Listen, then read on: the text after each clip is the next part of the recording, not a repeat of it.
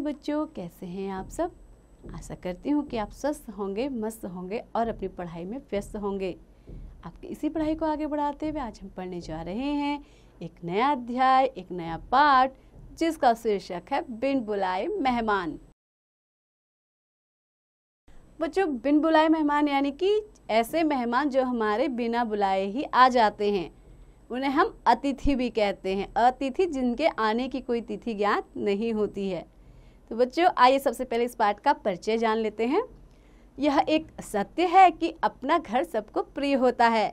सारी दुनिया घूम आओ, पर जो आराम अपने घर में है वह कहीं और नहीं है। परंतु प्रस्तुत पाठ में व्यंग्यकार रविंद्रनाथ त्यागी जी ऐसे अनूठे घर की बात कर रहे हैं जो उनसे कहीं बढ़कर कुछ और लोगों को अधिक पसंद है। लेखक अनचाहे मेहमानों की आवभगत से तो परेशान है ही, परिवार के सदस्यों के क्रियाकलाप भी उनकी बेचैनी का सबब हैं।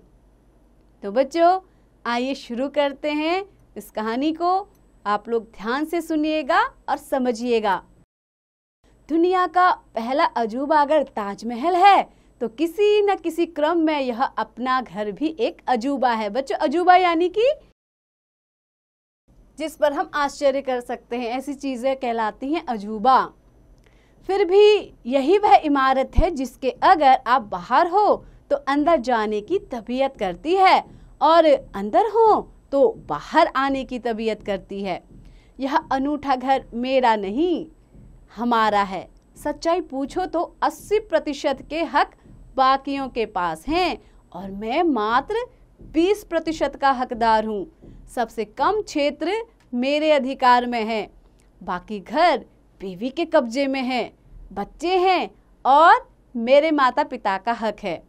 इन सब के अलावा घर का अधिकतर इस्तेमाल उन लोगों द्वारा होता है जो बिन बुलाए मेहमान कहलाते हैं। आवागमन की इस प्रथा पर दाल की महंगाई, चीनी की कीमत या चावल के न मिलने से कोई फर्क नहीं पड़ता। बच्चों, आवागमन मतलब आने जाने की इस प्रथा यानी कि इस रीति, आने जाने की इस रीति पर दाल की महंगाई होने का या चीनी की कीमत का या चावल के न मिलने का कोई भी प्रभाव या फर्क नहीं पड़ता है। बल्कि यूँ कहना गलत न होगा कि इन कारणों की वजह से ही तो मेहमानदारी कुछ ज़्यादा ही हो गई है। अगर अपने घर कुछ खाने को कम हो तो दूसरे के यहाँ खाने से बेहतर उपाय और क्या हो सकता है। आइए इस घर को और विस्तार से जानें। इसमें एक बरामदा, एक बड़ा कमरा और 2 छोटे कमरे हैं। रसोई घर में खाना बनता है और बाथरूम में मेहमान लोग स्नान करते हैं। बड़े कमरे में एक सोफा पड़ा रहता है जिस पर अक्सर एक कुत्ता हक से सोता रहता है। घर वाले समझते हैं कि मेहमान के साथ आया है और मेहमान समझते हैं कि घर वालों ने पाला है। कुत्ता एक समझदार जीव इस स्थिति का पूरा लाभ उठाता है। सेंटर टेबल पर किसी साहब का तौलिया, हजामत का सामान, चाय के जूठे बर्तन या अखबार पढ़ते हुए रखा चश्मा पड़ा होता है। कमरे की बची हुई जगह पर मेहमान के आराम से सोने के लिए खाट बिछी होती है और उस पर बिस्तर बिछे होते हैं। इतना सामान होने के कारण बड़ा कमरा इतना भरा रहता है कि तबीयत करती है कि अपने क्षेत्र के छोटे वाले कमरे में ही चला जाए। एक छोटे वाले कमरे में पिताजी के कुछ कागज पत्र रखे हैं। ओल्ड इज गोल्ड का सही आचरण यही मिलेगा। 1914 के लिखे दोस्तों के खतों का गट्ठर। खुदा का शुक्र है कि दोस्त नहीं रहे, नहीं तो पुरानी रद्दी, पुराने हुक्के, कलमदान, छड़ियाँ, लकड़ी का सामान वगैरह इस तरह भरा है कि यह कमरा कम लगता है और कबाड़ की दुकान ज्यादा। भूले से भी अगर कोई कल का आया बिजली का बिल भरने भागता है तो ढूंढने पर वह बिल मिलेगा जो 1955 में अगस्त महीने में आया था और पेमेंट न होने पर बिजली कट भी चुकी थी। कमरे में कहीं भी हाथ डालिए 10-20 साल से कम पुरानी चीज हाथ आती ही नहीं।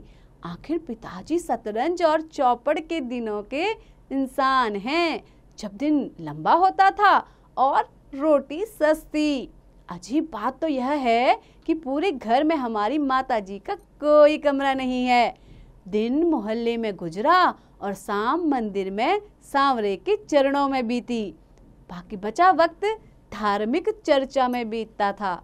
बच्चों, धार्मिक चर्चा यानी कि धर्म से संबंधित चर्चा जब होती है उसको कहते हैं धार्मिक चर्चा।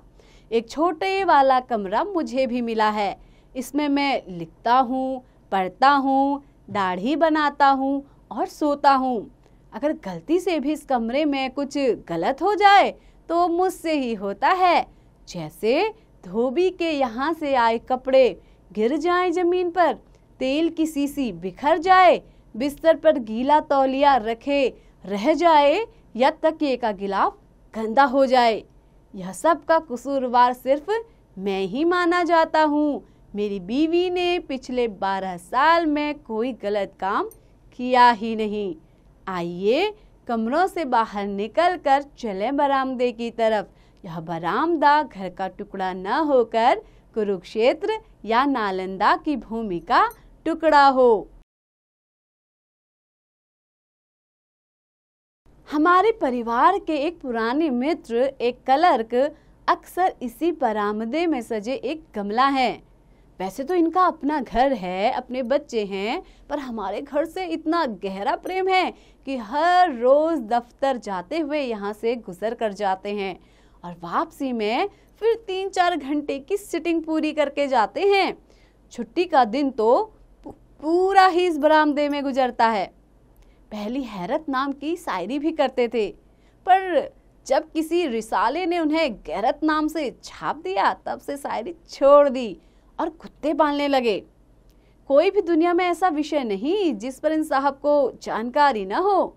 वैसे बेहद निस्वार्थ वृत्ति के व्यक्ति हैं। बच्चों, निस्वार्थ वृत्ति यानी कि जिनका व्यवहार कैसा हो, निस्वार्थ यानी कि जिसमें कोई भी स्वार्थ छिपा न हो। अपना ज्ञान दूसरों तक पहुंचाने में कभी संकोच नहीं करते। और इनकी दूसरी विशेषता यह है कि हमेशा हाथापाई को तैयार रहते हैं। हाथापाई यानी कि लड़ाई झगड़े को तैयार रहते हैं। घर में 2 प्यारे बच्चे भी हैं। शरारत देखकर तो लगता है नस नस में शरारत भरी है। मेरा मानना है कि ये उनके ननिहाल का प्रभाव है, पर पत्नी का मानना है कि यह मेरे पूर्वजों का प्रताप है। कुल मिलाकर घर का यह हाल है कि हालात देखकर सर्कस या चिड़ियाघर जैसी फीलिंग होती है। बड़ी से बड़ी स्टंट फिल्म का निर्देशक अगर मेरे घर कुछ दिनों रह जाए तो बहुत कुछ नया सीख कर जाएगा। तो बच्चों, कैसा लगा आपको ये पाठ? आशा करती हूँ कि आपको बहुत पसंद आया होगा और साथ ही आपने इसमें लेखक का जो घर है, वहाँ की जो स्थिति है, इसके बारे में मनोरंजन के साथ साथ ये भी सीखा होगा कि किस तरह वहाँ पुरानी चीज़ों को इकट्ठा करके क्या बनाया गया था, पुरातत्व म्यूजियम जैसा बनाया गया था। तो बच्चों, इसके लेखक हैं रविंद्रनाथ त्यागी जी। तो इसी तरह पढ़ते रहिए, आगे बढ़ते रहिए और हाँ, इसका अभ्यास भी जरूर कीजिए।